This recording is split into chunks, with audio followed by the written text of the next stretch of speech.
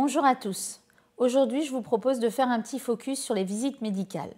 Vous savez que l'employeur est tenu d'une obligation de sécurité qui l'oblige à assurer la sécurité morale et physique de ses salariés. Pour ce faire, la loi a prévu un certain nombre de visites médicales obligatoires pour pouvoir constater que le salarié est apte au poste qu'il occupe. Alors, à qui s'adressent ces visites? Eh bien, à tout le monde. Les salariés en contrat à durée indéterminée, les salariés en contrat à durée déterminée, les salariés en apprentissage, les salariés en intérim et même les salariés payés par le CESU, c'est-à-dire le chèque emploi-service universel, c'est-à-dire au service de particuliers employeurs. Alors, comment est-ce qu'on les organise? Normalement, c'est l'employeur qui est tenu de les organiser. La médecine du travail peut aussi être à l'origine de la visite médicale, mais également le salarié. Dans ce cas-là, le salarié peut prendre rendez-vous. Il faudra juste qu'il notifie la décision qui a été prise par le médecin du travail à son employeur. Et l'employeur ne peut pas sanctionner le salarié qui aurait organisé sa propre visite médicale. Alors, il y a plusieurs types de visites médicales. La plus courante, c'est la VIP, la visite d'information et de prévention. Elle doit avoir lieu dans les 3 mois du début de poste pour savoir si le salarié est apte ou non à occuper le poste pour lequel il a été embauché. Alors ensuite, il y a d'autres visites comme le suivi médical renforcé de salariés qui sont soumis à certains risques comme l'amiante, le plomb ou le risque hyperbare. Et il y a des visites qui sont liées à la maladie. Quand vous êtes en arrêt maladie depuis plus de 3 mois, vous pouvez solliciter une visite de pré-reprise auprès de la médecine du travail, qui est une sorte de visite pour prendre la température, pour savoir ce que le médecin du travail envisagerait de faire une fois que votre arrêt maladie serait terminé.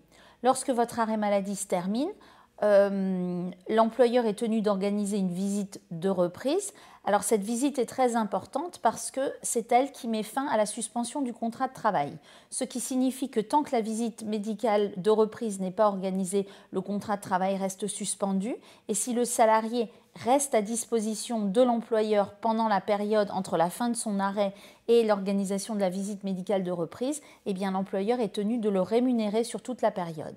Alors quand est-ce que ces visites médicales de reprise sont obligatoires? Eh bien c'est après un arrêt de travail.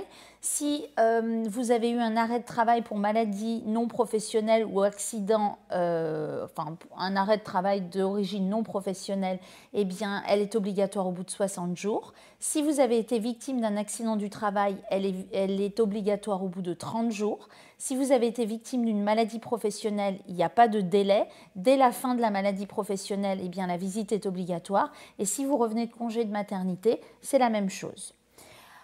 À part ces visites qui sont les plus courantes, il y a encore les rendez-vous de liaison. Quand vous vous demandez comment votre reprise du travail après une maladie va se passer, vous pouvez demander une de ces visites au médecin du travail pour voir comment on pourrait aménager votre poste à votre retour. Et il y a pour certains salariés eh bien, la visite médicale de mi-carrière, c'est pour renforcer la prévention et la santé au travail en prenant en compte l'âge et l'état de santé du salarié. Alors, cette visite a pour but d'établir un état des lieux, pour adapter le poste de travail, aussi pour sensibiliser le salarié au fait qu'il prend de l'âge et qu'il y a des choses qu'il devrait mettre en place pour prévenir les risques et pour travailler dans les meilleures conditions possibles. Il faut savoir que cette visite a lieu dans l'année civile où le salarié a 45 ans. Pour en finir avec les examens médicaux, eh bien, il faut vous préciser qu'ils sont réalisés impérativement sur le temps de travail ou en tout cas rémunérés comme du temps de travail. Ça signifie que normalement, dans la mesure du possible, eh bien, il faut les organiser pendant vos horaires de travail et l'employeur est tenu de vous rémunérer pendant la période pendant laquelle vous seriez amené à faire cette visite et des frais pour vous y rendre. Et si jamais ça ne pouvait pas être fait pendant le temps de travail, eh bien l'employeur serait tenu de vous rémunérer en plus au titre du temps que vous auriez passé à cette visite médicale.